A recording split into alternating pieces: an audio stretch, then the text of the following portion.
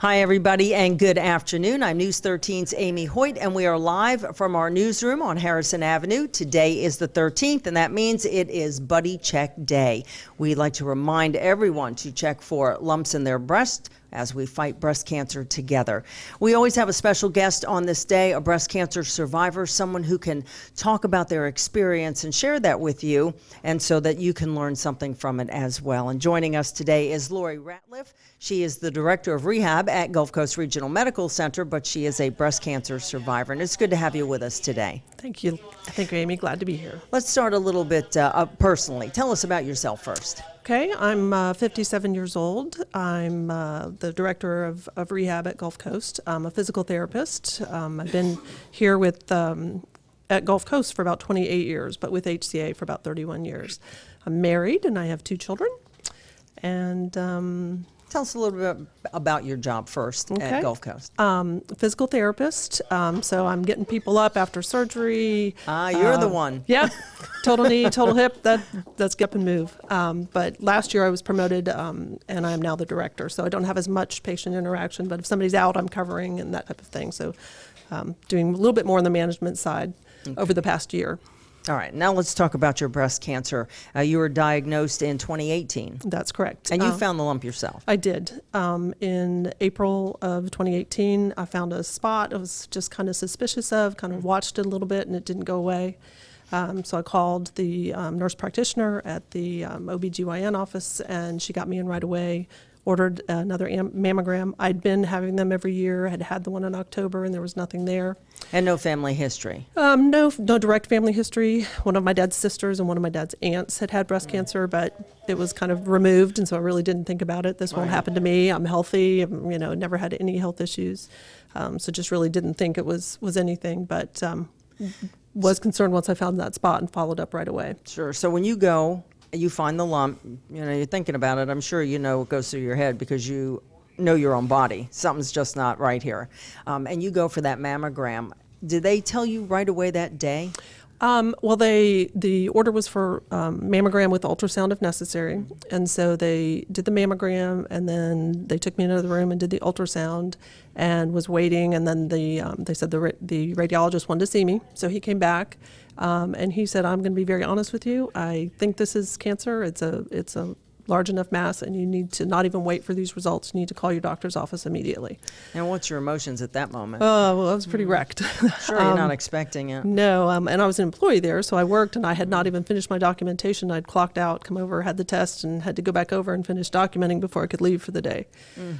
So went home and was pretty emotional. Was your husband with you at the mammogram? No, he had offered to go, but I was like, there's nothing to it. I won't find out anything today, because normally you don't necessarily. They usually wait, and when you get the results, the doctor's office calls. But he felt like it was pretty significant, and he wanted me to act on it pretty quickly, so he did tell me that day. So how do you break the news to your husband?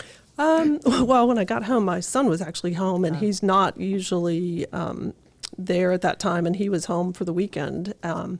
And so I walked in the door. Yes, my son was he was a junior in college at the time. And he was home, and it was obvious I'd been crying, and he's like, "What's wrong?" I said, "Oh, I just have a headache. I'm fine." Of course, he didn't believe that for one second. And so just tried to not go into it too much right then. But then when my husband came, I called my husband and just told him. So he came home. Was there with me the rest of the afternoon, and called Kay Hankins, who's our nurse navigator at Gulf Coast, and told her what was going on, and they helped me contact the Dr. Reese's office, and they got me in very, very quickly, which was really good. And so now you have to talk about your plan of action. They explained to you what your options are, and what were they? Right. Well, so I went in to see Dr. Reese, and they went ahead and did a biopsy. And then about a week later, went back in, and they said, yes, the preemptive testing showed that it was cancer. So then he said, well, we need to do further tests to find out what type of cancer it was. But then it was estrogen-based cancer. So, of course, right away, they just told me to stop taking any of the hormones that I was on just because they weren't sure. So then they knew that it was estrogen-based. They put me on an estrogen blocker. He told me because of the size and the location of the tumor that it was up to me. I could either do a lumpectomy or a mastectomy. And I have a cousin that's an oncology nurse up in Pennsylvania, and so she was kind of my lifeline, and kind of called and kind of talked through some different options with her. And we just really felt like the lumpectomy was what was best for me at the time. Did you consider the double mastectomy at all? I didn't really. We didn't really even consider a double. Right. We would have done just the one, but then I didn't want to deal with reconstructive surgery and all that, because honestly, all my friends that had reconstructive surgery, that was where they had any problems with infections and different things. So I really just didn't want to go that road if I didn't have to. And I was like, the radiation that I would have to have with the lumpectomy, I knew was not a big deal. So I just felt more comfortable with that. Okay, so you have the surgery first. I had the surgery the beginning of June.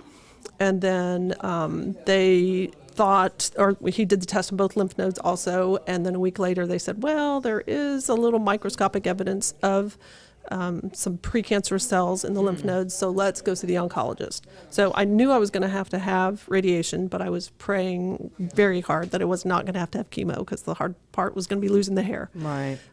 So what'd you end up with? So because we see pictures here of you obviously going through something. Yeah. So I went to the oncologist, and they had done the onco score, and I had a 27, which was high intermediate. If you were low, I believe it's 15, you did not have to have it. And if it was a 31, it was definitely, you did have to have it. So I was high intermediate. But the oncologist said, with your age and everything, there's no reason not to do it. I would do it just to be, to be safe. So I started chemo in July, and did the Red Devil, 4 weeks, every other week. So July through August was that fun experience. And how was that? I mean, did you lose your hair from that? I did. After the second one, lost all my hair. My husband shaved his head at the time to be supportive. Sure, solidarity.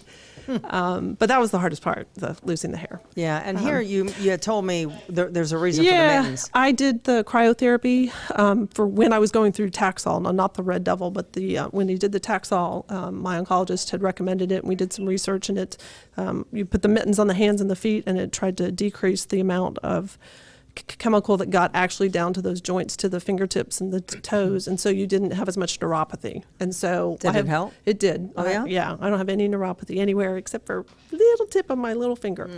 And I have friends that had it in both feet and hands, the whole area, so it felt like it was very successful. But it was not comfortable having ice packs, and every 30 minutes we would change it out and put different freezer packs in there. So.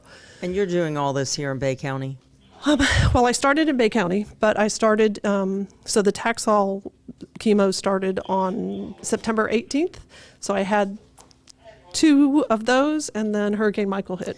And so we had stayed in town, so I would get my chemo, because my chemos were always on Tuesday, so we didn't leave town because of that. We didn't evacuate. So I had my chemo on Tuesday, and normally my steroid medicine keeps me wide awake, and I knew he'd be awake all night and watching what was happening, but of course that was the one night I slept. Woke up the next morning to about 20 texts saying, "Why are you still there?" And then I realized it was, pretty severe. Yeah. So we stayed in our house. We did not have any water damage in our house. We were lucky. We, of course, lost power, lost part of the roof, but no water damage inside.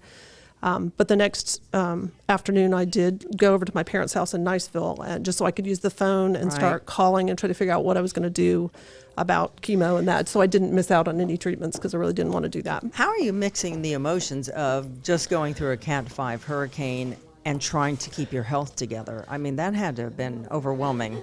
Yeah, it was pretty rough, but very supportive family, very supportive friends, and luckily I was through the worst part of it. Like if I'd had been going through the Red Devil part where you were so nauseous and tired all the time, it would have been worse. I was through that portion. So the Taxol, you weren't really fatigued all the time, or I wasn't. I had a little bit of a lower immune system, but overall, I had my energy back. I was out there helping my husband rake and do piles and kind of, help work on my strength. I did get fatigued quickly, but I would go back and forth to Niceville, and I'd stay with my parents, drove to Pensacola for 2 of my chemos, and then I would come back, pick up some supplies from my parents' house, because they could get gas and all that, and then I would bring it back, so I was kind of the courier. So you were working. You were working while you're going through this. All right. Yeah, at home. I was actually on medical leave, but because I was a physical therapist and had such direct contact patients, I was on medical leave starting after the Oh, surgery. I see. I was out until the end of December, so I actually wasn't physically at work during the hurricane. Okay, so now you come back to Bay County, and when do you start doing finish your chemo here? So the Taxol was 16 weeks, so I Wow. did 2 here, I did 2 in Pensacola, and then I resumed all the rest of them here, and so I never missed any treatments. Did you end up with radiation? I did have radiation, Yeah. so I finished all the chemo in December 4th, and then we took a month off, and I started radiation January 9th, I believe, of 2019, and it was 30 treatments, so it was 5 days a week for 6 weeks. Wow, that's a lot. Yeah, but I was back at work, and I would clock out, go over, that was my lunch break, and then I would come back, and I did fine. I didn't have any difficulties with the radiation at all. All right, at what point does your hair start to grow back? I see you wearing so that was the last day of chemo right there. That was December. So then there's a picture later. That was February 19th, which was my birthday. It was my last day of radiation. I got to ring the bell. And my hair was starting to grow back. That was the last day of chemo there, so that was back in December. And I rang my own little bell. I had bought one. I got it on my keychain. You were ready. For chemo there. But that's my work crowd there. Did you wear a wig? I bought a wig, but they're so hot and uncomfortable that I only wore it 2 or 3 times. Wore it to there. That was in March, so that was when my hair was first time I started going without the scarf. How's your husband handling all this? He did very well. He was very nervous, and he went with me for all those chemos. He was not gonna miss it. And then, of course, once the hurricane hit, and he was needed, he works for the school district, and he does a lot of the IT, and he was needed to help get things. And I was like, I've got lots of friends that can go with me and sit and help me. So he did let people at that point. But before that, he was gonna be there for me. So he was very good. We talked earlier about your son being there when you came home with the diagnosis, but you do have a daughter who was college age at the time as well. I did. How is she handling all this? She was very good. She was off in law school in Boston, and she and her husband were both, very good about checking in. And on the day of surgery, all of them had pink, and they FaceTimed me, and we were all in pink together. How important was that support? Oh, it was so important. The family support and extended family, like I said, my cousin and my sister, and it's crucial, family and friends, and crucial. Yeah. And I have lots of girlfriends that had been through it, and they were kind of my lifeline that would help me. This is what to expect. This is what's coming next. And they helped me a lot through that. Did you know anybody personally before you were diagnosed that maybe you had talked through breast cancer prior to this? I know you work at the hospital, so you probably do see people, but right. I don't know if you had any personal I have a good experience. 2 girlfriends that had gone through it about a year or 2 before that were, my son and daughter were both swimmers in high school, and my son swam in college. But so we have a big group of moms, swim moms, that we still get together once a month or so and go and do things. And 2 of them had gone through it. So we had all, gone to dinner and been supportive for Tara and Karen. And so they were there for me. Karen even was in the waiting room during my surgery. She came and sat with my husband and my parents. So the support was very important and helpful. Yes, yeah. Dropping off books and baskets, and they had a huge chemo basket. This is everything you can expect or anything you might need. So I had a lot of support. You share your experience now?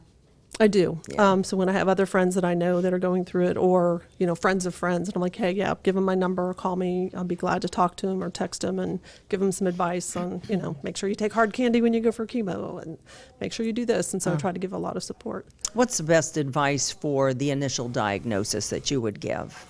Well, I remember Dr. Reese just telling me, just one day at a time, just take a breath. Don't get overwhelmed by the whole process. Just think about what the next step is and just try to focus on that, which helps because you do get overwhelmed and just, panicked. And I want to be there for my daughter's wedding and my son's wedding and the grandchildren and all the future things. And so you just kind of focus on, this is what I need to do today. And you had a good surgeon. Dr. Reese was the best. I did, and he retired back in December. I know. So I was very grateful that I was passed through all of that process after he announced his retirement. Yeah, and we're pretty lucky, I have to say, in Bay County. For a small town, small city, we're not a town anymore, but we have a lot of great medical care here. And so I guess you can attest to that. Yeah, we can. And it was kind of funny, too, when we talked about some of the connections with the hurricane and everything. My cousin, that's the oncology nurse up in Pennsylvania, her doctor that she works for is a brother of the oncologist here in town. Oh. And so when she was talking about my cousin that just went through the hurricane, he's like, my dad and brother were going through the hurricane. Small world. But yeah, very small world. But also her just kind of reassuring that, you know, the chemo protocols and everything that I was going through was the exact same ones, because they're so standardized for different types of diagnoses that, you know, I was getting the same thing that if I had been up, you know, in Hagerstown, Maryland, or anywhere in the country, I would have been getting the same thing. So I felt comfortable, you know, knowing that, you know, I didn't need to go out of town for this type of diagnosis. And what about your daughter? Talking a little bit more about her, now it has become hereditary with you, her mother, having breast cancer. Does she feel the need to get a mammogram early, maybe? She has not had a mammogram yet, but she's 27, so she's young. Yeah, she's still young. But yes, she's very keyed into it and alert, and knowing that she's going to have to begin those, you know, at the recommended, and be vigilant about checking and making sure that you know, that she's aware of her body and checking monthly and doing all that kind of stuff. So.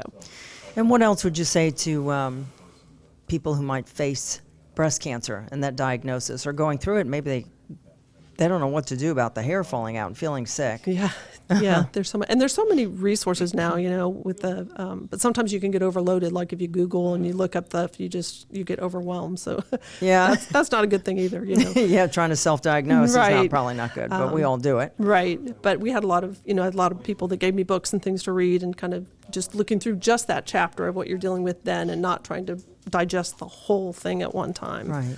And that was very, very helpful. So here we are, 3 years removed.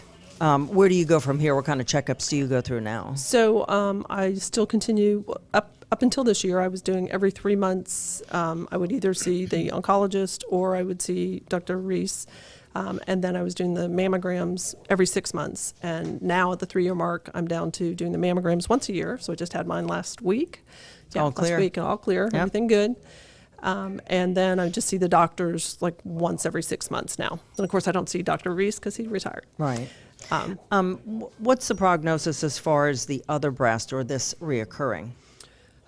So I'm still taking like the estrogen blocker. So I'll be on that for 5 years minimum. But the last time the nurse practitioner said to really, because of my age, that she would recommend continuing for 10 years. So I am on that Is it a blocker. Pill? Just a pill that you take? Yep, pill every morning. And it has some side effects, some achiness in the joints, and I'm always moving my fingers and my toes. But I can deal with that if that means I don't get another tumor. So. Right, of course, absolutely. Yes. Well, we sure do appreciate you sharing your story. I know it's a very personal one, and yours is pretty recent in the last few years. Right. But you look great. Well, thanks. I have to tell you look great, and so we're happy that you were able to come and share your story. Well, thank you. I'm glad to share it, and just, you know, encouraging people to do those self-exams, and you're not alone. You don't need to go through it alone. Reach out to your friends and family and other people, because nowadays 1 in every people have had breast cancer. So the odds are somebody that you know somebody that's gone through it. So reach out to them and don't try to do it yourself. And we'd like to lower those numbers, and that's why we do this and share information and experience here on 13 Now once a month and on our Buddy Check Day. All right, Lori Ratliff, we appreciate you so much. Thanks again for coming out.